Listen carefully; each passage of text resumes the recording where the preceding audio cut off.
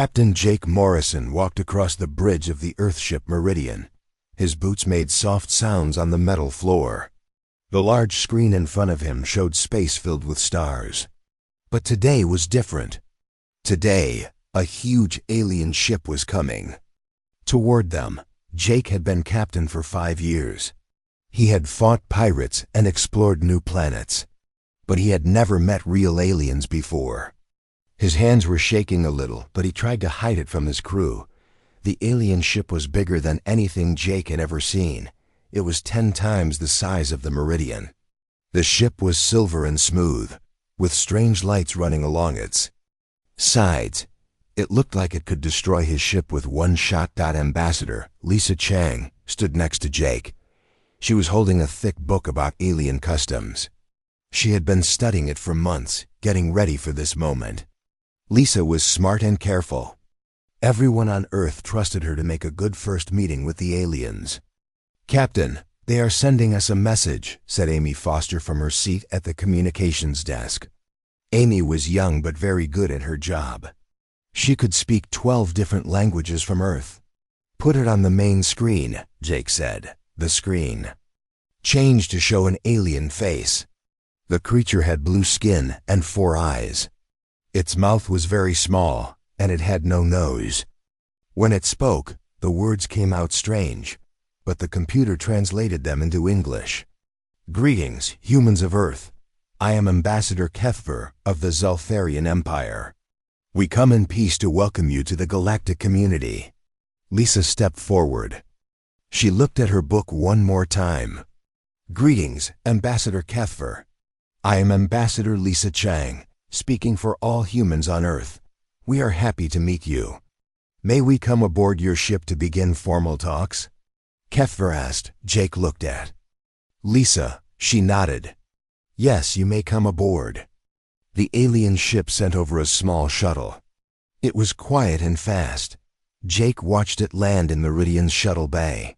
His security chief, Rick Davis, was waiting there with 6 guards. Rick was a big man who had been a soldier before joining the Space Navy. 10 minutes later, Rick called the bridge.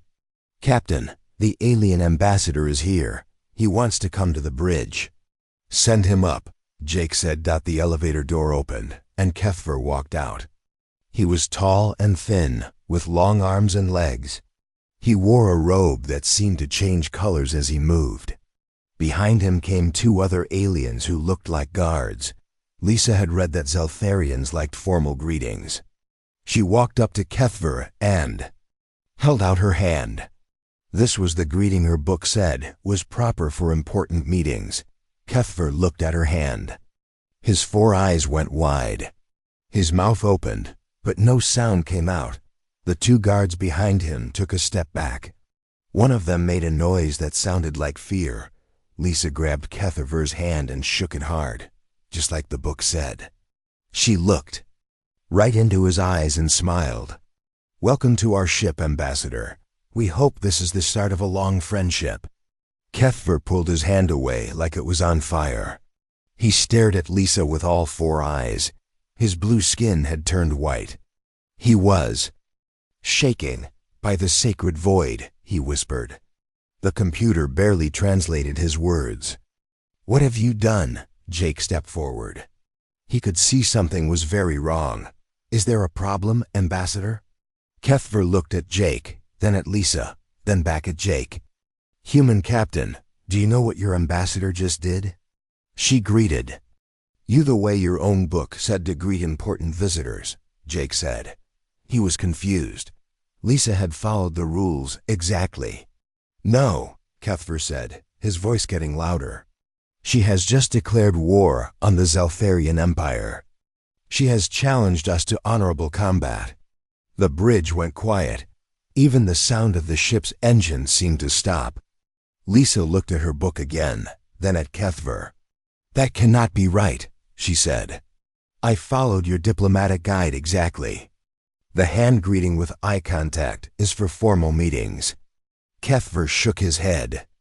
"The hand greeting with eye contact is the ancient challenge of war. It has not been used in over 1,000 years. When one being does this to another, It means they are ready to fight to the death. Jake felt cold. There must be a way to. Take it back. This is just a mistake. There is no taking it back, Kefver said. Once the challenge is given, it cannot be stopped. The Zeltharian Empire has never refused a challenge in our entire history. Amy looked up from her communications. Desk, Captain, I am getting messages from the alien ship. They are talking very fast. What are they saying? Jake asked. I think they are calling for help, Amy said. They keep using the word for danger. Kefver walked to the big screen and touched it. Pictures appeared showing Earth and its people. There were images of human wars, human cities, and human technology. Captain Morrison, I must tell you something about your species, Kefver said. The Galactic Council has been watching Earth for 50 years. They have given humans a special rating. What kind of rating? Lisa asked. Class 7 predator species, Kefver said. In all of galactic history, only 3 other species have ever gotten this rating. All of them destroyed themselves in wars before they could travel to other stars. Rick moved closer to hear better. What does Class 7 mean? Kefver looked around the bridge at all the humans. It means the galaxy thinks your species is the most dangerous form of life ever found. Most species in the galaxy evolved from animals that ate plants or small creatures. They lived on safe, quiet worlds. He pointed to the images on the screen. Humans evolved from hunters on a world that tries to kill everything on it. Your planet has ice ages, volcanoes, earthquakes, and storms that would destroy other worlds. Most species would have died. Humans became stronger. Jake looked at the images of Earth. He had never thought of his home as dangerous. It was just home. Your species does things that scare the rest of the galaxy, Kefver continued. You fight wars that last for years. You never give up, even when you are losing. You would rather die than surrender. So what happens now? Jake asked. Kefver's skin had turned from white back to blue, but he still looked scared. Now I must return to my ship and tell my people that the humans have declared war. Then I must call the Galactic Council and tell them that the most dangerous species in the galaxy has just challenged the peaceful races to combat. Lisa sat down hard in a chair. How many species are in the Galactic Council? 312, Kefver said. And because you challenged the Zeltharian Empire, and we are members of the Council, you have just declared war on all of them. The bridge was quiet again. Jake could hear his heart beating. He looked at his crew. Amy was staring at her communications panel. Rick was checking his security reports. Lisa was still holding her book about alien customs. Ambassador Kefver, Jake said finally, is there any chance this could be settled peacefully? Kefver looked at him with something that might have been respect. Captain, your species has a reputation for being very good at war. Perhaps that is your only chance. The Council will not negotiate with a Class 7 species that has issued a war challenge. How long do we have? Jake asked. I must return to my ship now, Kefver said. It will take time for the Council to gather their fleets. Perhaps 8 or 9 of your months. He walked toward the elevator, then stopped and turned around. Captain Morrison, I have one question. Did your ambassador really not know what she was doing? Jake looked at Lisa, who was still reading her book. No, Ambassador. She thought she was being friendly. Kefver stared at them for a long moment. That may be the most frightening thing of all. Your species declares war by accident. He stepped into the elevator. Good luck, humans. You are going to need it. When the elevator doors closed, Jake turned to Amy. Get me Earth Command. Priority 1. Yes, sir, Amy said, her fingers flying. Over her controls. Jake looked out at the stars again.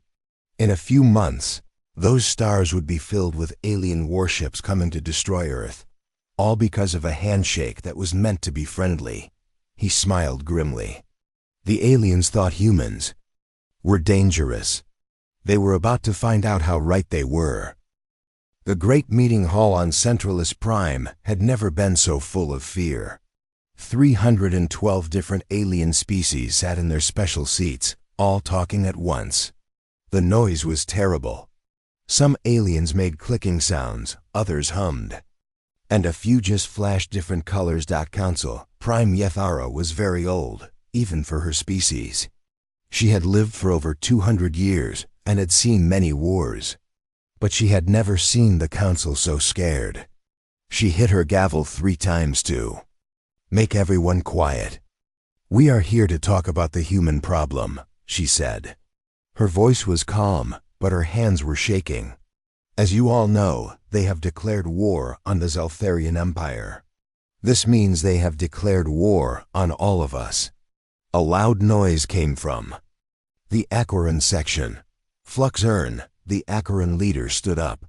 His body was made of water, and when he was upset, he turned dark blue. Right now, he was almost black. "I told you this would happen," Fluxern said. His voice sounded like water running over rocks. "Our scientists warned us about the humans years ago. They are from a death world. Their planet tries to kill everything on it, but humans still live there." Commander Vextai of the Corvathian fleet walked to the center of the room. He was big and covered in thick armor. His species had fought in many wars, but even he looked worried. "I have been studying the human homeworld," Vextai said. "Earth is the most dangerous planet we have ever found. It has ice ages that last for thousands of years. It has mountains that spit fire, the ground shakes and breaks open. The weather creates storms that could destroy our cities." He pressed a button, and pictures of Earth appeared on the big screen. The other aliens made scared noises when they saw the images. "Look at this," Vextai continued. "Humans live on every part of their planet. They live where it is so cold that water turns to rock. They live where it is so hot that metal melts. They live on tiny islands in the middle of huge oceans during terrible storms." An alien that looked like a tree with many branches raised one of its arms. This was Bark Ara from the Forest Collective. When it spoke, its voice sounded like wind through leaves. "But Commander, many species live on difficult worlds. What makes humans different?" Vextai changed the pictures on the screen. Now they showed human cities and human wars. "What makes them different is that they do not just survive. They grow stronger. Look at their cities. They build them right next to the dangerous mountains. They build them where the ground shakes. When their cities get destroyed, they build them again in the same place, but bigger and stronger." Dr. Minera from the Science Council floated forward. Her species had no solid body, just energy held together by their technology. When she spoke, her voice came from speakers around the room. "I have been studying human biology for 10 years, she said. "Their bodies are built for fighting. They can run for hours without stopping. They can go days without food or water. They can heal from injuries that would kill most of us." She made new pictures appear on the screen. These showed the inside of human bodies. But the most frightening thing is their minds. Humans have something we have never seen before. They can choose to ignore their fear. They can decide to fight even when they know they will die. The room went very quiet. Most species in the galaxy were very afraid of dying. The idea of choosing to fight when death was certain was something they could not understand. Intelligence. Chief Morden of the Shadow Syndicate appeared in the center of the room. His species could become invisible, so nobody ever saw him coming. When he became visible, many aliens jumped in surprise. "I have been watching humans for 20 years, Morden said.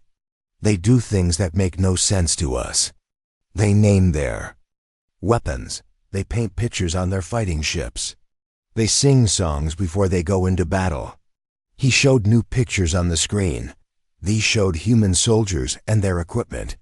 They treat their tools of war like they are alive. They take care of them better than they take care of themselves. This is not normal behavior. It shows that humans think about war differently than we do. Fleet Admiral Zexara stood up in the military section. She was from the rigid people, a species that looked like they were made of metal. When she spoke, her voice sounded like a machine. I have studied every war humans have fought in the last 100 years, she said. They have one ability that no other species has. They learn from every fight and use what they learn in the next fight. She made the screen show pictures of human weapons from different time periods. Look at this. In 50 years, they went from simple guns to weapons that can destroy entire cities. In 20 more years, they learned to travel between stars. They improve faster than any species we have seen. General Clay Run from the Mechanic Combine rolled forward on his wheels. His species had replaced their legs with machines long ago.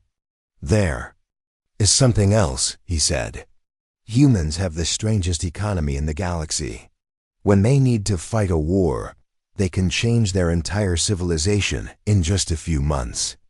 They stop making things for normal life and start making things for war. He showed pictures of human factories. During their Second World War, they built more war machines in 4 years than most species build in 50 years. They turned their entire planet into a weapon-making machine. This should be impossible, but they did it. The Ethereal Collective sent their representative, Lumara, to speak. Lumara was made of pure energy and could read minds. When she spoke, her voice seemed to come from inside everyone's head. I have tried to read human minds from far away, she said. What I found there frightens me more than anything else. Humans can feel love and hate at the same time. They can be kind to their friends and terrible to their enemies. But the worst thing is that they can make themselves believe that any war they fight is right.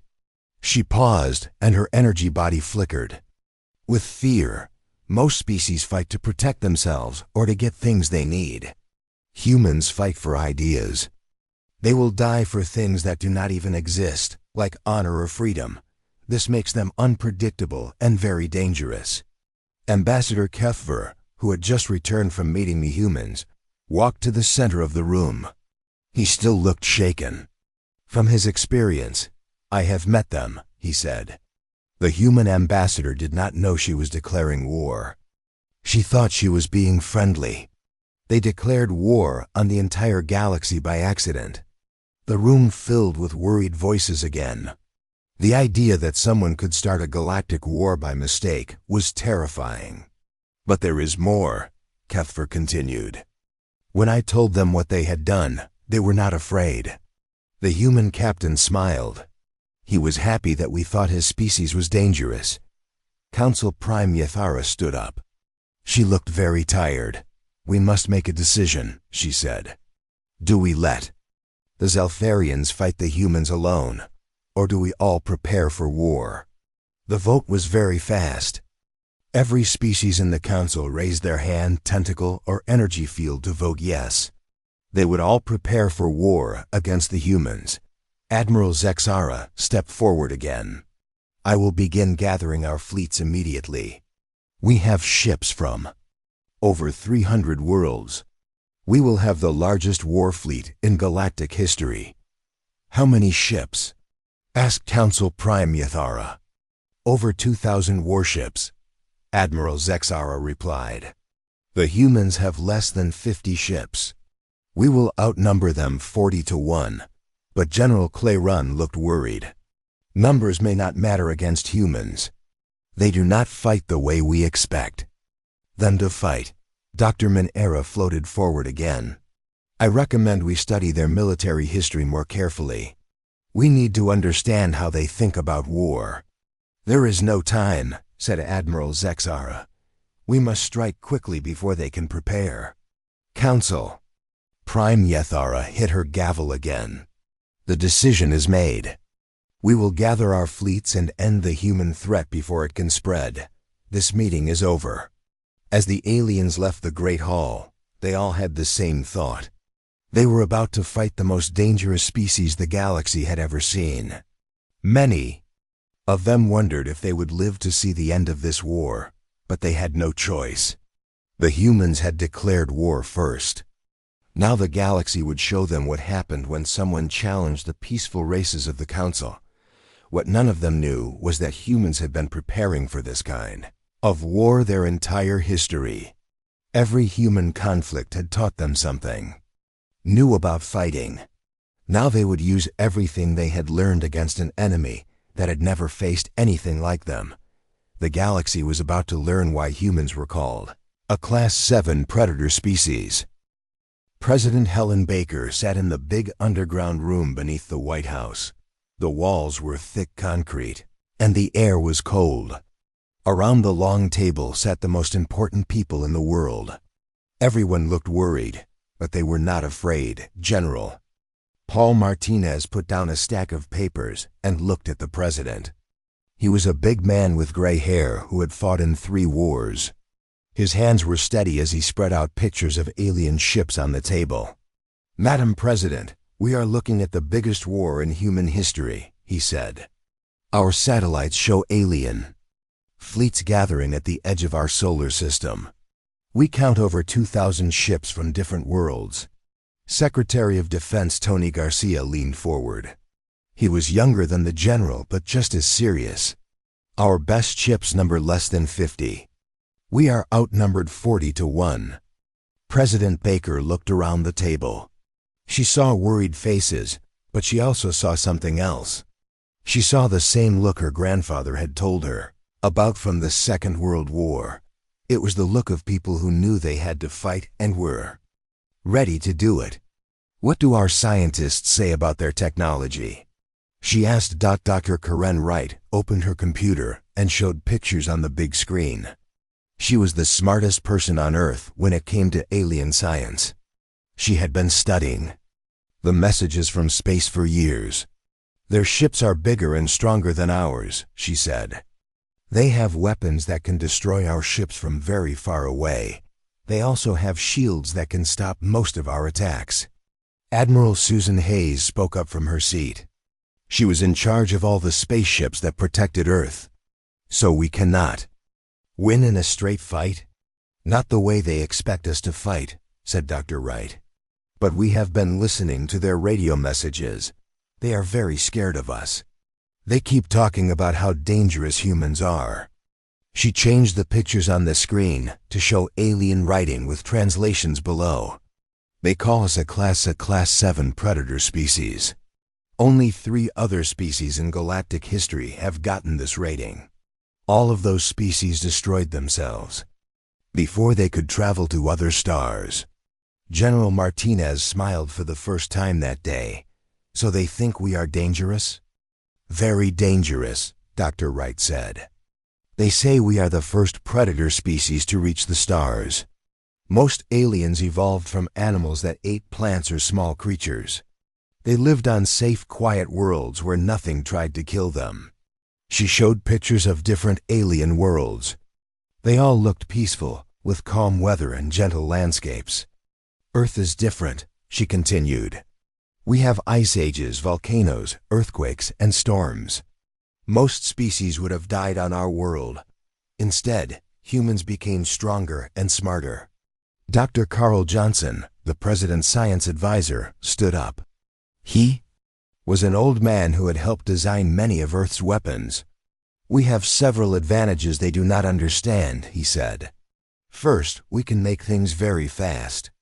When we need to fight a war, we can change our entire planet into a weapon-making machine." He showed pictures of factories around the world. Every car factory can make tanks. Every computer factory can make guidance systems for missiles. Every shipyard can make warships. We can increase our military production by 500% in just 6 months. Secretary Garcia nodded. "We have already started. Every major company is changing their production lines. Ford is making armored vehicles. Boeing is making fighter ships. Even the toy companies are making parts for weapons." General Martinez pulled out more papers. "We also have something they do not expect. We know how to fight different kinds of enemies at the same time." He showed pictures from human wars throughout history. Look at our Second World War. We fought enemies in the Pacific Ocean, in Europe, in Africa, and in Asia, all at the same time. We used different tactics for each enemy. We learned from every battle and got better. Admiral Hayes added, the aliens have been at peace for hundreds of years. They have big fleets, but they do not know how to use them in real combat. We have been fighting wars for our entire history. Engineer Pete Davis spoke up from the end of the table.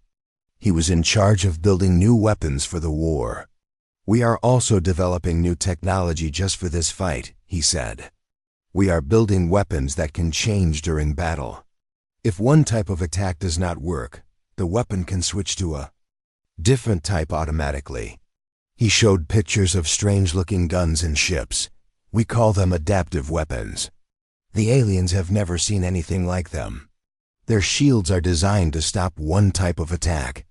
Our weapons can use 5 different types of attack in the same battle. Dr. Wright turned to another page on her computer.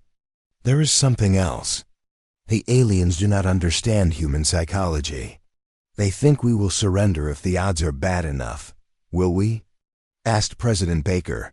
Everyone around the table said no at the same time. General Martinez explained. Every human war has taught us that we do not give up. At the Battle of Thermopylae, 300 Spartans fought thousands of Persian soldiers. They all died, but they slowed down the enemy long enough for Greece to prepare. At the Alamo, less than 200 Texans fought thousands of Mexican soldiers. They all died, but their sacrifice inspired others to keep fighting. The aliens think this is crazy, said Dr. Wright. Most species surrender when they cannot win. Humans fight harder when the odds are against them. Admiral Hayes looked at her reports. How long do we have? The alien fleets are still gathering, she said. Our best guess is 8 months before they attack. But we are not just going to wait for them to come to us. President Baker raised an eyebrow. What do you mean? General Martinez smiled again. We are going to do what we always do when someone threatens us.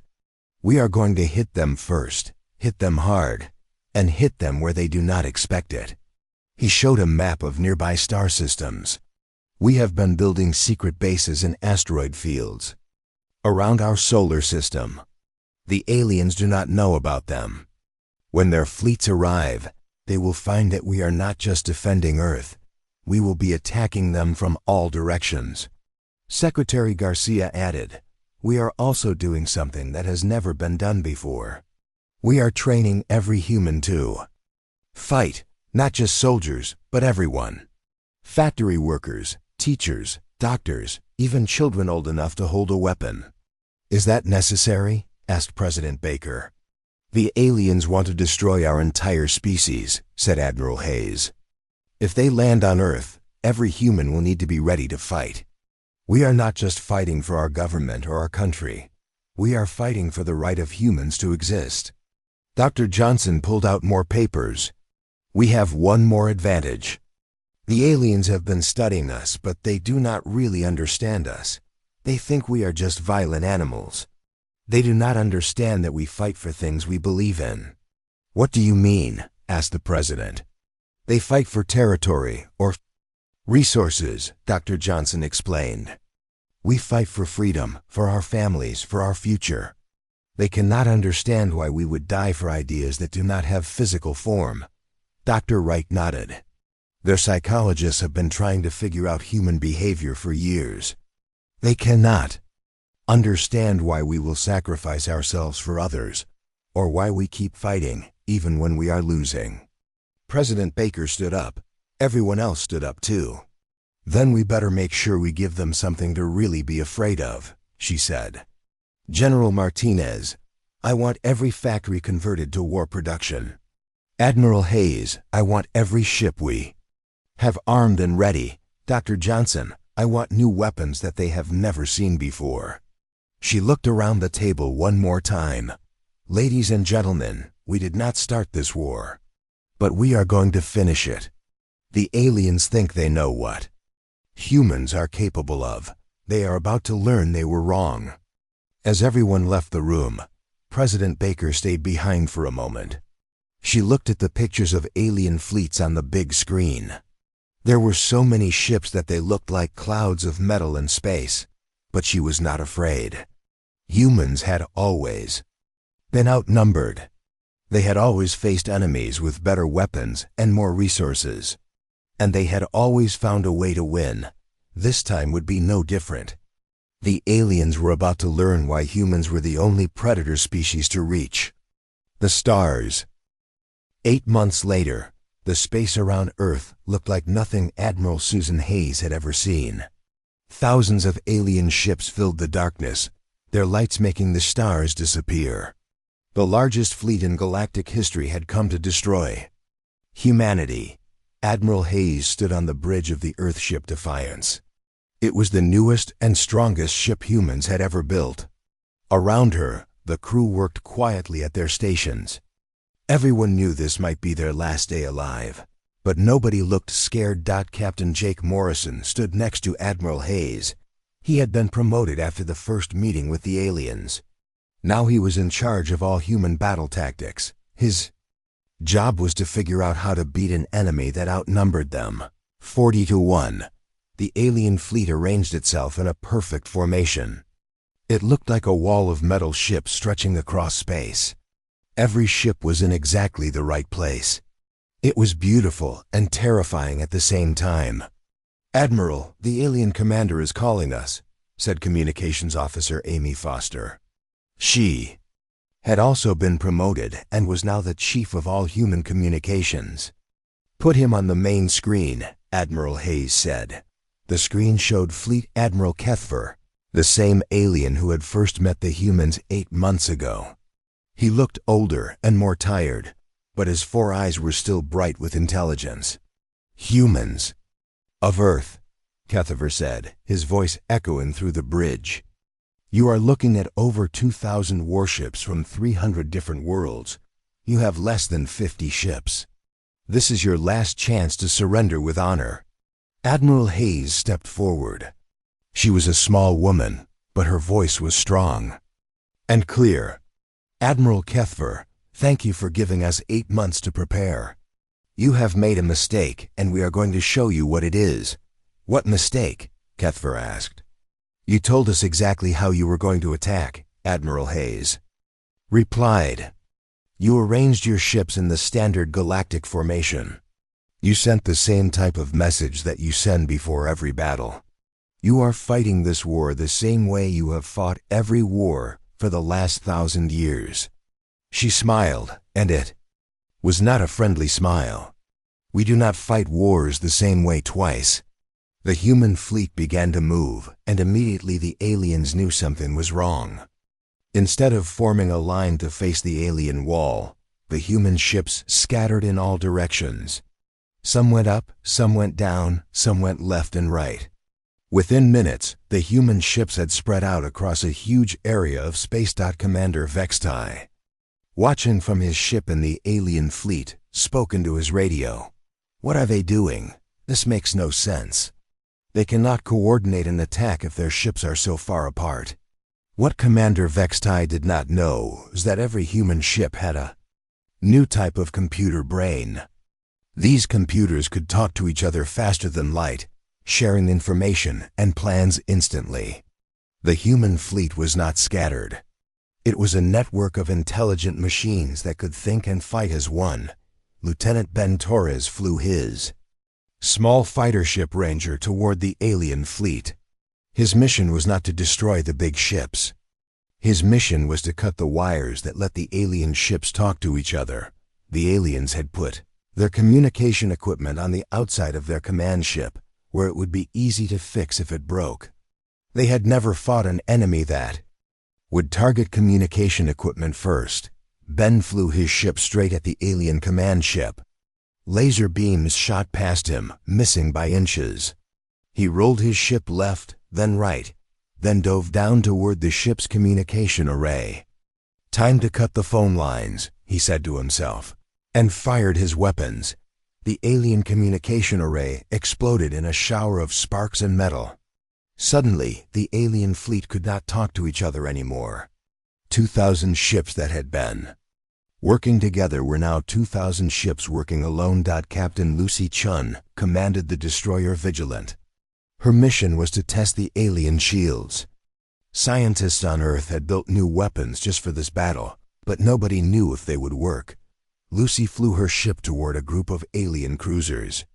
Their shields glowed bright blue as they prepared to stop her attack. Lucy fired her old weapons.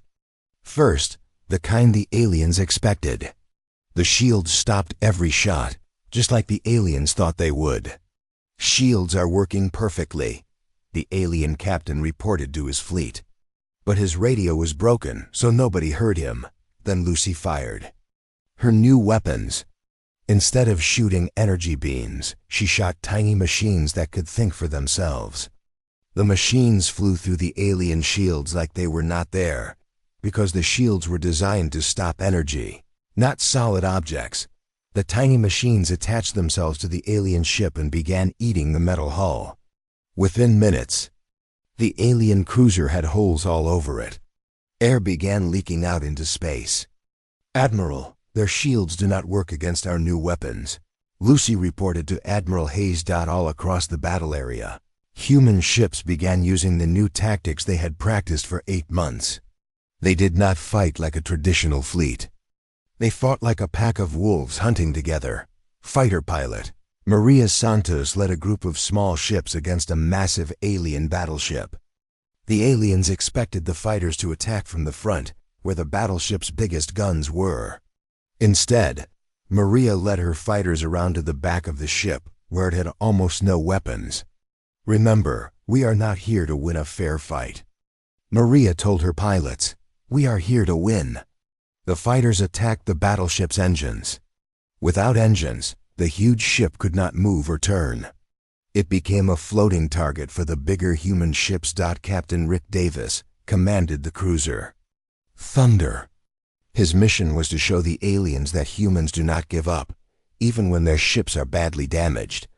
Rick's ship was hit by alien weapons and caught fire. Half of his crew was hurt, and his main engines were destroyed. By alien standards, his ship was defeated and should surrender. Instead, Rick used his backup engines to ram his ship into the side of an alien dreadnought. Just before impact, he set off all the explosives on his ship. The explosion was so big that it destroyed not only the alien dreadnought, but also damaged 3 other alien ships nearby. Rick and his crew died, but they took 4 alien ships with them. When the other human ships saw what Rick had done, they all understood the message. Humans would rather die fighting than live as prisoners.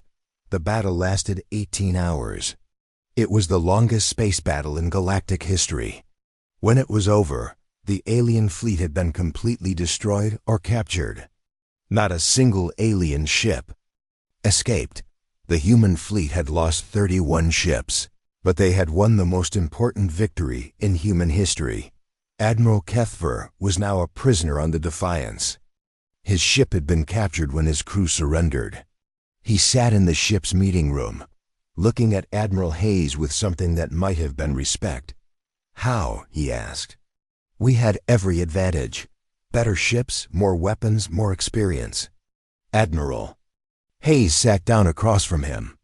"You had experience fighting wars the old way. We had experience fighting wars the human way." "What is the human way?" Kethver asked. "We do not fight fair," Admiral Hayes said. "We do not follow the rules. We do not surrender when the odds are against us. We fight to win, and we will do anything it takes to protect our families and our freedom." She stood up and walked to the window. Outside, human ships were collecting alien survivors and fixing their own damaged vessels. "Admiral Kethver, you made one mistake that cost you everything. You thought this was going to be a war between 2 armies. This was not a war between armies. This was a fight between a civilization that has forgotten how to fight and a species that has never stopped learning how to survive."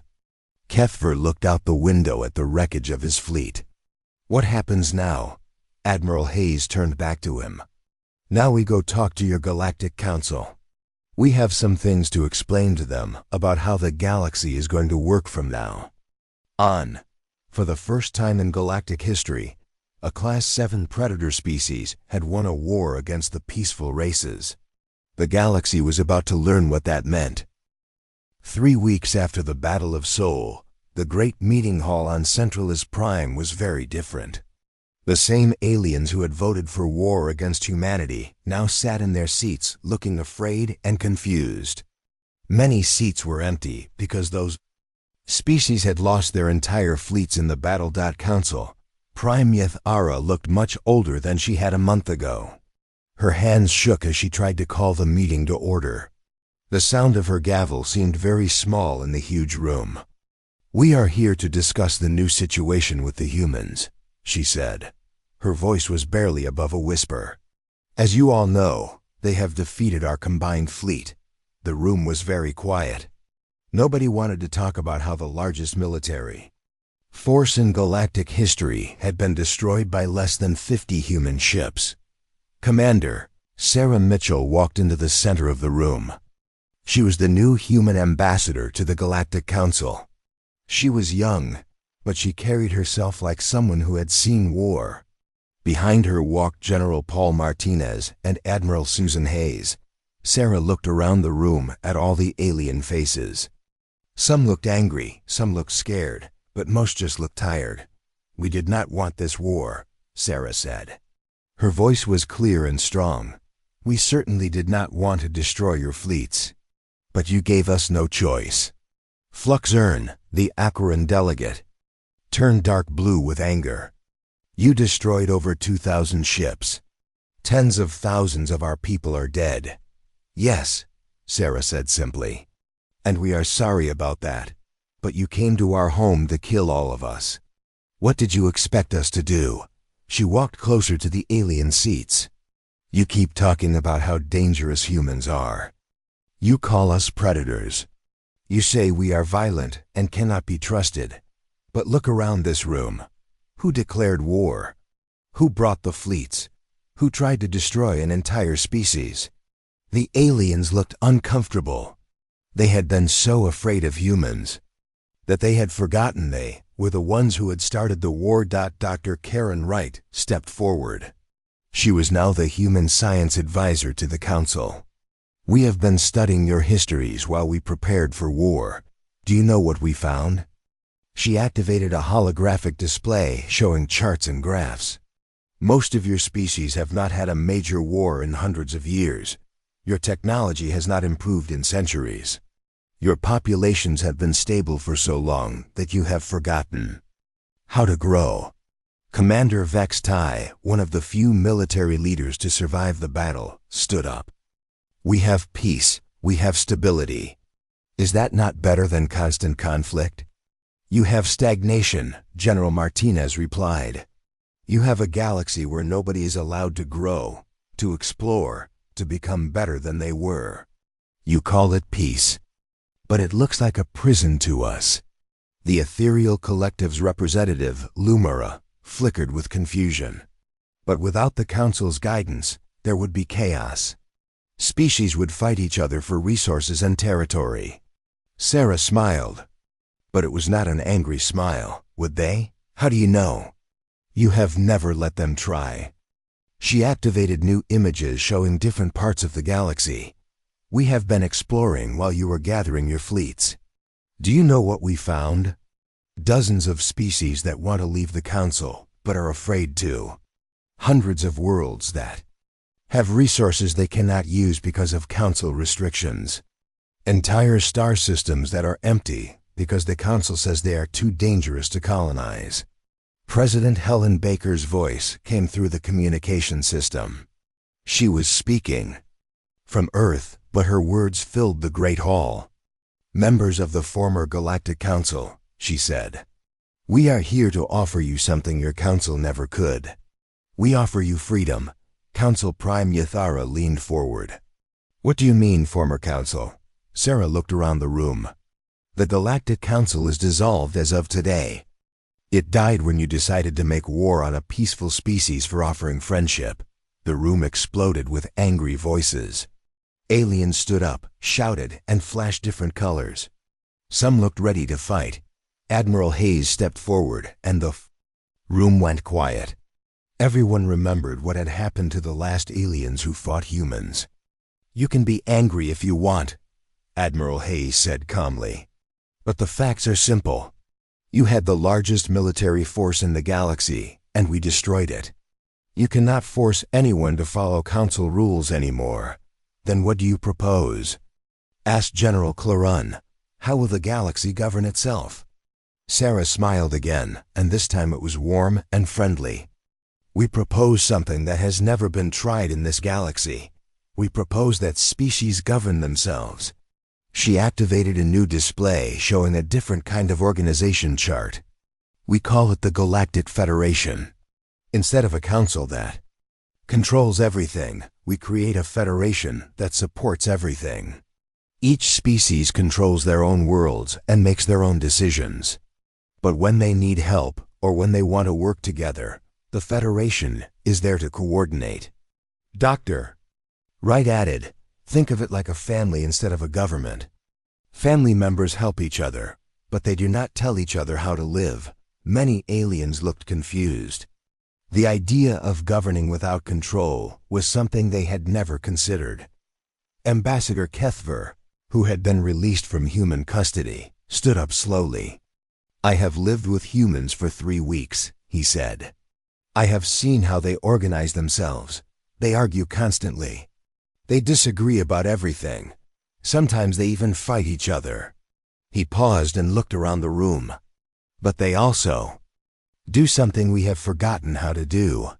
They grow, they learn, they become better than they were yesterday. And when someone threatens any of them, they all work together to protect each other." The Forest Collective's representative, Bark Aira, raised one of its branches. "What if some species do not want to join this federation? Then they do not join," Sarah said simply. "Nobody will force them. That is the whole point. Freedom means the freedom to choose. And if they cause trouble?" asked Commander Vextai. General Martinez answered, "Then the rest of the Federation will deal with them, but we will try talking first. Fighting is what you do when talking fails." For the next several hours, the aliens asked questions and argued among themselves. Some were excited about the idea of freedom. Others were scared of what might happen without the Council's control. Finally, Council Prime Yathara called for a vote. All in favor of dissolving the Galactic Council and forming the Galactic Federation? The vote was close, but it passed. The galaxy had just chosen freedom over security. As the meeting ended, many aliens came up to talk to the humans. Some wanted to know more about the Federation. Others wanted to apologize for the war. A few even wanted to learn how humans had won the battle. Admiral Kethver approached Sarah as she was getting ready to leave. "Ambassador Mitchell, I have a question." "What is it?" Sarah asked. "Why did you spare us? You could have destroyed every ship in our fleet, but you let many of us surrender. Why show mercy to enemies who came to kill you?" Sarah thought for a moment. "Because you were not really our enemies. You were afraid of us because you did not understand us. Now that you know us better, maybe we can be friends." Kethverse 4. I showed something that might have been hope. Is it really possible? Can predators and prey species work together? "We are about to find out," Sarah said. "But I think you will find that humans are not really predators. We are protectors. We fight to defend things we care about. And now we care about the freedom of the entire galaxy." 5 years later, the galaxy was very different. Hundreds of species had joined the Federation. New worlds were being colonized every month. Technology was advancing faster than ever before. And for the first time in galactic history, every species was free to choose their own destiny. Admiral Jake Morrison, now the commander of the Federation fleet, stood on the bridge of the new ship Liberty. Through the view screen, He could see ships from dozens of different worlds working together to explore a new star system. "Captain Foster," he said to his communications officer, "any word from the exploration teams?" Amy Foster, now a captain, herself, looked up from her station. "The teams report the system is perfect for colonization, Admiral. 3 habitable worlds, lots of resources, and no hostile life forms." "Good," Admiral Morrison said. "Signal the colony ships to begin landing procedures." As he watched the mixed fleet of human and alien ships work together, Admiral Morrison thought about how far they had all come. A handshake meant as friendship had started a war, but that war had ended with the galaxy finally learning what true peace looked like. The universe was vast and full of wonders waiting to be discovered. And leading the way into that bright future were humans, the species that had accidentally declared war on the galaxy and ended up saving it from itself. Freedom, it turned out, was not something to be feared. It was something to be celebrated.